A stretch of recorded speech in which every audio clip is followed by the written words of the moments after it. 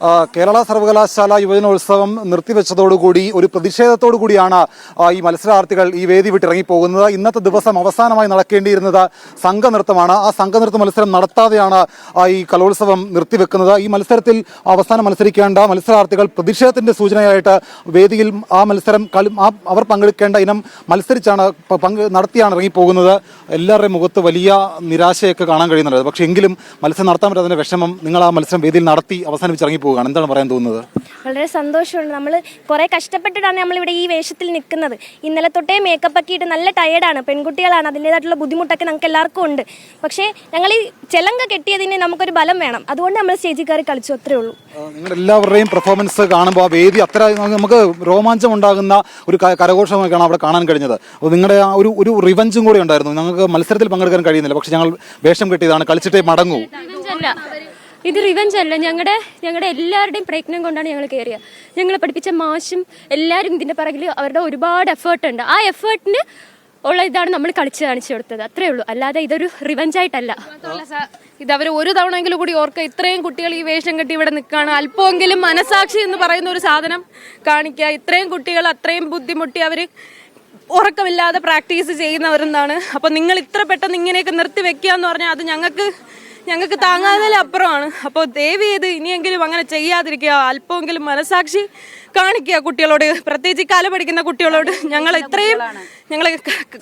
സംഗീത കോളേജിൽ പഠിക്കുന്ന ഞങ്ങൾ കുട്ടികളാണ്. ഞങ്ങൾ കലയെ അത്രയും സ്നേഹിച്ചുകൊണ്ട് വരുന്ന കുട്ടികളാണ്. അപ്പം ഞങ്ങളെ അടിച്ചിടുന്നതിന് തുല്യമാണ് നിങ്ങൾ ഇങ്ങനെ ഓരോന്ന് നിർത്തി വെക്കുമ്പോൾ. ഞങ്ങളെ മാത്രമല്ല, ഓരോ കുട്ടികളും ഇവിടെ ഒരുങ്ങി നിൽക്കുന്നുണ്ട്. നിങ്ങൾക്ക് ചെന്ന് നോക്കിയാൽ കാണാൻ സാധിക്കും. ഓരോ കുട്ടികളും അവരുടെ എല്ലാം ശാപം പോലും നിങ്ങൾ കേൾക്കേണ്ടി വരും. അതുകൊണ്ടെങ്കിലും അല്പമെങ്കിലും മനസാക്ഷി കാണിക്കുക, ഞങ്ങൾക്കൊരു അവസരം തരിക.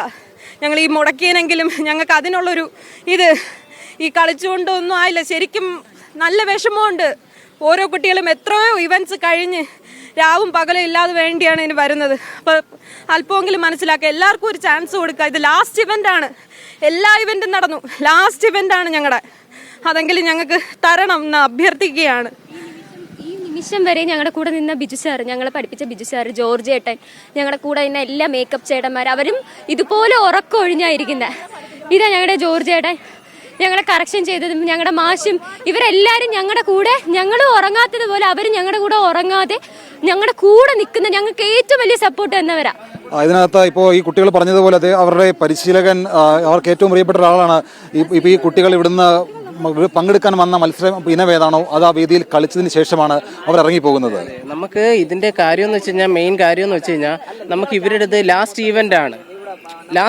അപ്പം ഇവർ ഇത്രയും ഇവന്റ് നടത്തിയിട്ട് അപ്പോൾ യൂണിവേഴ്സിറ്റിക്കും ഇത്രയും ഓർഗനൈസിങ് ചെയ്യുന്ന അവർക്ക്, ഇല്ലെങ്കിൽ ഗവൺമെന്റിന് സപ്പോർട്ട് ചെയ്തിട്ട് ഈ ഒരു ഈവന്റും കൂടെ നടത്താൻ പറ്റിയില്ല എന്ന് പറയുമ്പോഴത്തേക്ക് അത് ഭയങ്കര മോശമായിട്ടുള്ള കാര്യമാണ്. എന്ന് വെച്ച് കഴിഞ്ഞാൽ ഇവർക്ക് മാത്രമേ ആ വിഷമമുള്ളൂ. ഈ ഗ്രൂപ്പ് ഡാൻസ് കളിക്കാത്ത കുട്ടികൾ, ബാക്കി എല്ലാവരും അവിടെ പ്രകടനം ചെയ്യുന്നുണ്ട്. സമരം എല്ലാം പ്രതിഷേധം മാറ്റി വെച്ചാൽ ഈ കുട്ടികളുടെ പെർഫോമൻസ് അവിടെ കണ്ടു നിന്ന ഓരോരുത്തരിലും ഇങ്ങനെ നമുക്ക് കൈയടിക്കാനും അല്ലെങ്കിൽ കൈയടിക്കാത്തവരും കൈയടിക്കാൻ തോന്നുന്ന പെർഫോമൻസ് ആയിരുന്നു.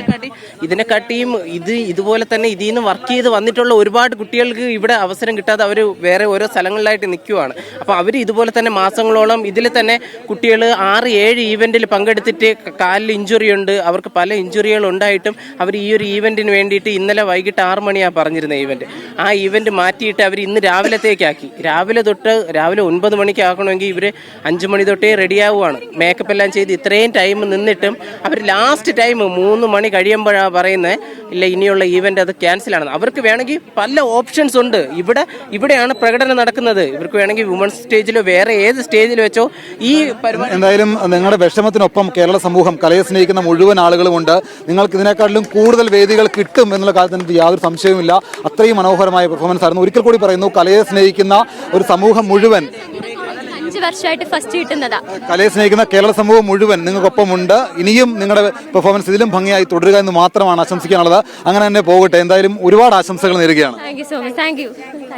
എന്തായാലും ഒരു പ്രതിഷേധമാണെങ്കിൽ പോലും അവർ പങ്കെടുക്കാൻ വന്ന മത്സരം ആ വേദിയിൽ പൂർത്തിയാക്കി അവിടെ കണ്ടിരുന്ന മുഴുവൻ ആളുകളുടെയും കയ്യടി വാങ്ങിയാണ് സംഗീത കോളേജിൽ നിന്നുള്ള ഈ സംഘനൃത്തം കളിക്കാൻ വന്ന മത്സരാർത്ഥികൾ ഇവിടെ നിന്ന് മടങ്ങുന്നത്. തിരുവനന്തപുരം യൂണിവേഴ്സിറ്റി കോളേജിൽ നിന്ന് സാദിഖ് പാറക്കലിനൊപ്പം ഷിജോ കുര്യൻ, മീഡിയ 1.